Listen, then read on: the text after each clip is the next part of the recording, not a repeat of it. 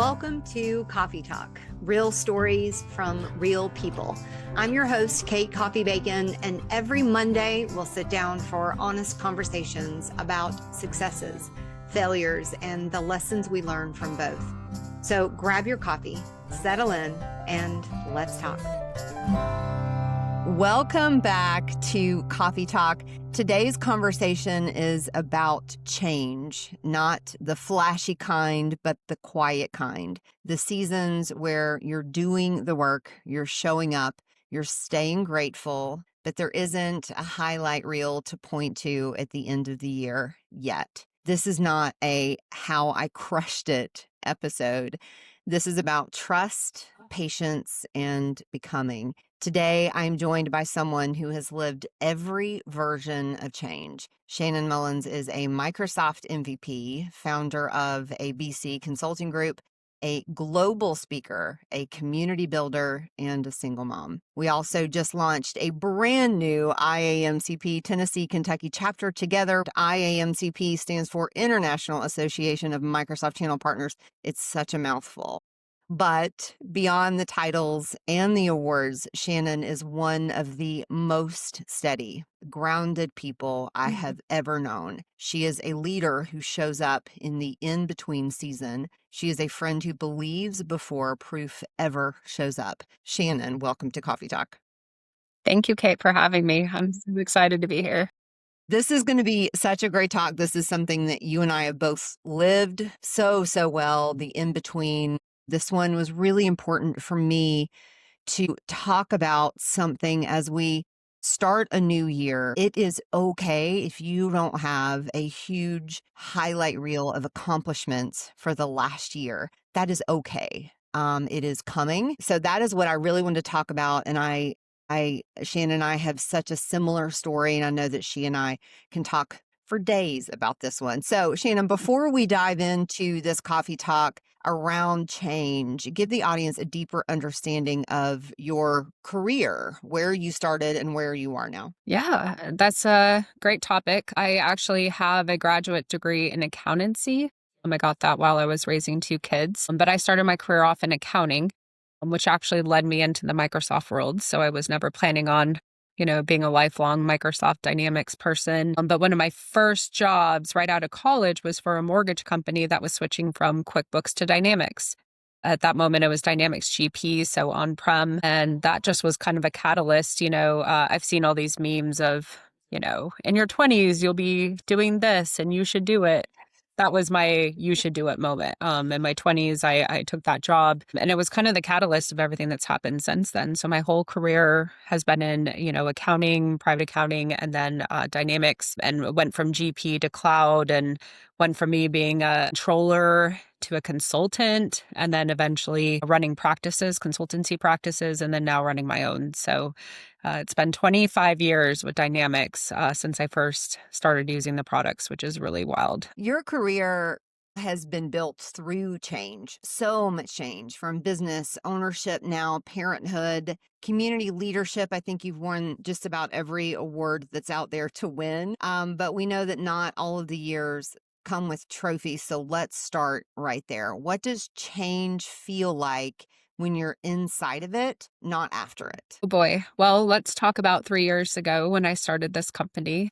I had a moment, and a lot of people don't know this, but I had just built a practice. I had to walk away from it with two partners. It was devastating. It was absolutely devastating.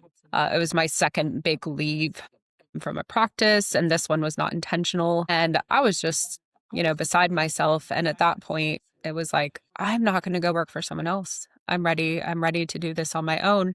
And it was the scariest moment of my life. In fact, I had dreamed of that moment for so long, but to be pushed into that and to not have a plan, my plan was get a logo, get a website, we'll see what happens. It was such a faith walk, like seriously, such a faith walk, because I had no idea how I was going to do it, but I knew I could do it. I had to push myself. I had to believe in myself. And when we talk about years where you're just like, there was no trophy, there was no achievement award, there was other than we made it to December from February, and we had actually had a profitable year. And it was like, okay, this is something that we can do. But at that point, it was very hard to know, is this going to be successful? Is this not? What does the future look like? I was just glad to be surviving at that point.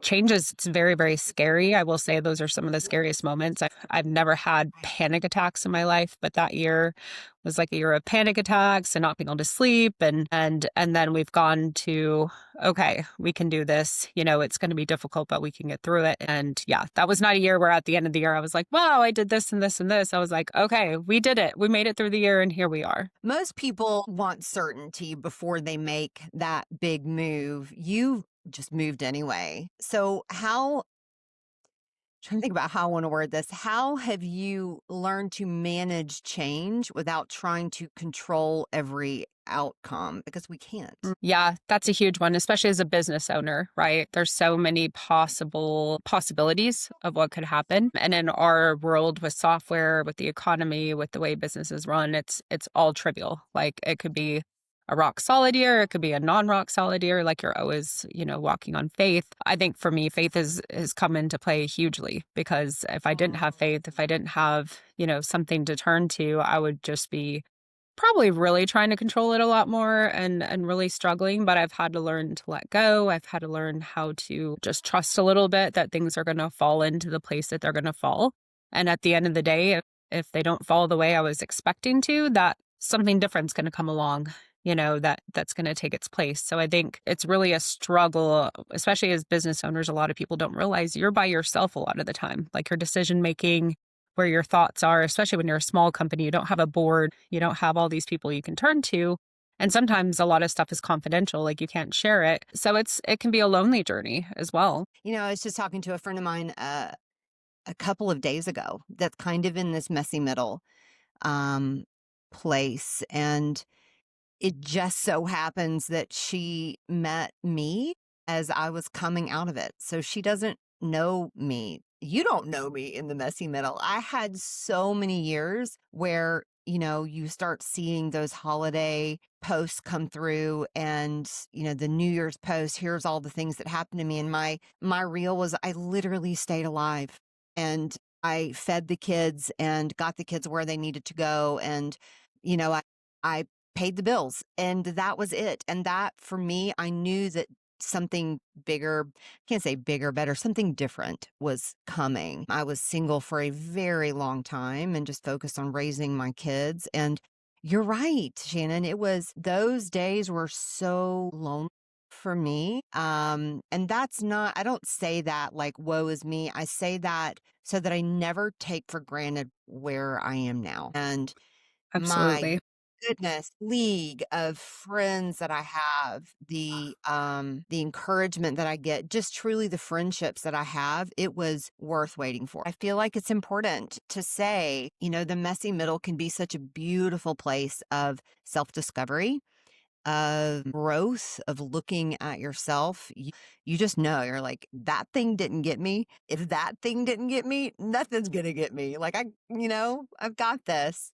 I said in my introduction that you are one of truly the most grounded I've met. We've been through some things together that were shaking and rocking. And every time I talked to you, I just felt like I was able to come back to the earth, like ground down. What for you in times of that uncertainty and that change, how do you stay grounded? Oh, that's a great question. I found ways to really kind of relieve stress. Lately, for me, it's been walking outside or going to the gym or just finding a way to kind of like free my mind. But I think in the other hand, I've just been through so much since 2011 when my mom and my grandmother passed away the same week. And that was like the hardest year of my life. And everything after that has been like, okay, if I can get through that year, which was so difficult personally. Going through a divorce 5 years ago, that was so difficult, so emotional, which, you know all about that. And Yeah. so it's like these things and then becoming a single mom, it pushes you to where you're like, okay, these things are not so difficult. And sometimes I think we like to have a mentality of just feeling sorry for ourselves all the time, right? Like, these things are so terrible. Why are they happening to me? It's awful. But sometimes you have to be like, okay, these things are happening for a reason. I don't think anything's been put in my life that hasn't happened for a reason, that has pushed me or catalyzed me to go somewhere else. including work, including personal life, including, being a single mom in the holidays, not a fun thing. But I know that's pushing me to become a better person for whatever's in store for me. And so I think a lot of times we need to change our mentality and be like, okay, why am I going through this? Whatever this is, right? And then will I be more grateful on the other side? And usually the answer is yes. Like it's going to make you more grateful. You're going to feel more at peace with what's going on around you, because if you know you can survive some things, then sometimes the other things just seem so trivial, I think is a good way to put it. Yeah, I think right before I met you, and I would say very few people know this about my story, but right before I met you, they say there are 5 things that you go through in your life that are like the most stressful things. A month before I started at UST, I lost my brother very suddenly, very Mm. tragically.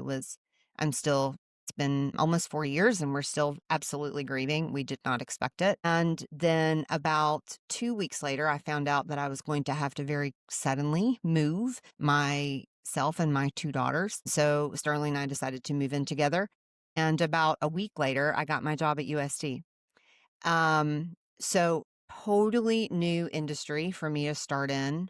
So death, moving, not marriage, but moving in with my person, and starting a new job. Like all of these things were good things, but my goodness, I felt lost. I just felt like I was scrambling. And I remember this is something I've carried with me and I've given this advice to my daughters. When you see something on the horizon that's coming, that's shaking, find something every day that is grounding. And Hmm. for me, it is my cup of coffee every single day, no matter where in the world I am. I'm going to have my cup of coffee. And that is never going to change. That is my grounding moment. That is the same every single day. And that moment, getting up every morning, going to the kitchen, when I'm looking around, I'm like, everything in my life is different right now. Every single thing in my life is different, but this one thing is the same. And I can't control anything, but I can control this cup of coffee.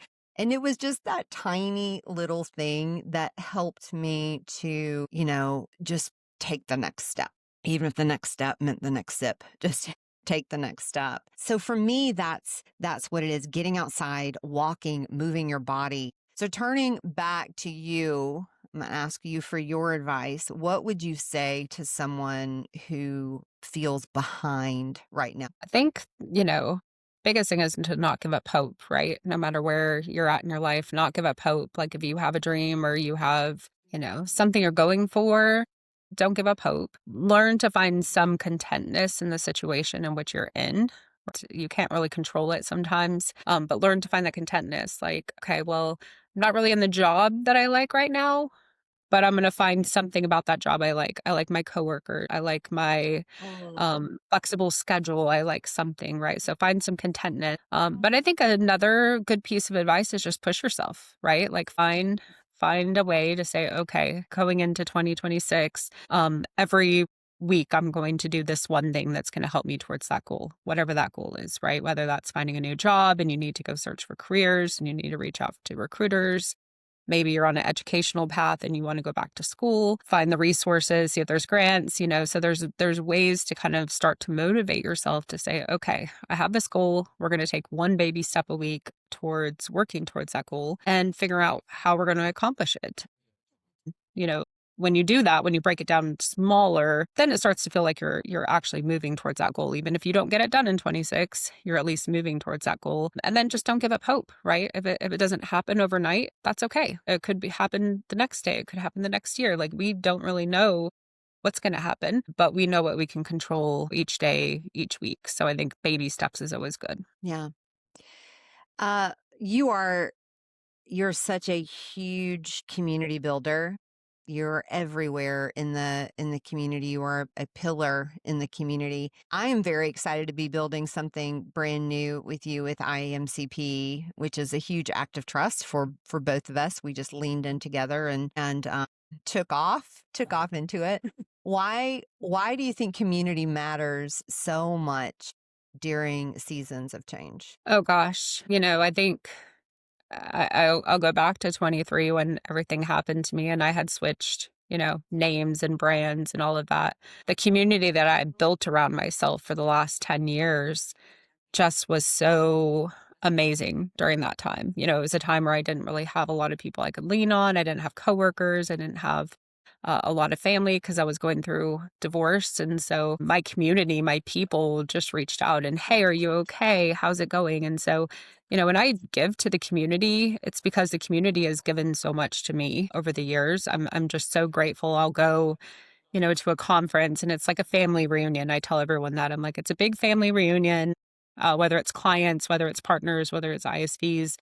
We're all in this together. We're all in the same kind of industry, the same kind of niche, and we see each other year after year, conference after conference, and you build these friendships and these relationships. And, it's just invaluable. Like I can't even express that. And then also just giving back to the community, it's so warming. When you know that you've done something to help someone else. If someone comes up to you and like, hey, you gave this speech, it really helped me. Or you really motivated. I've had a lot of women come up and say, you've really motivated me to become a business leader, to maybe start my own practice one day, to, further my career.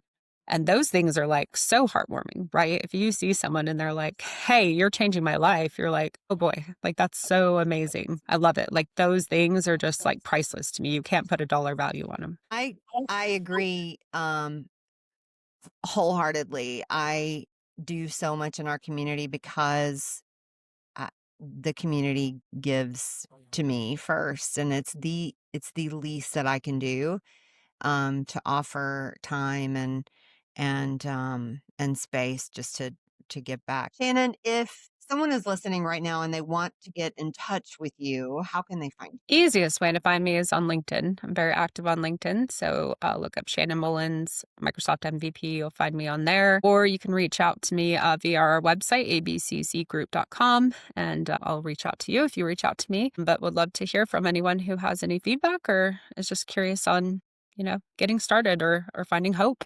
Any of those things. That's perfect. Today, I always enjoy my chats with you. My big takeaway from you today is leadership and jumping without certainty, keeping the hope, becoming before necessarily arriving. And just keeping the faith and moving forward. You reminded me how powerful it is to trust the process and always to stay grounded. The way that you're always grounded, it truly is an inspiration to me. Friends, if you are there too, if you're in that space, remember you're not behind. You're right where you need to be. Until next time, keep building and keep going. Thank you for joining us today on Coffey Talk. A special thanks to my guests for sharing their story and to you, the listener, for being a part of this conversation.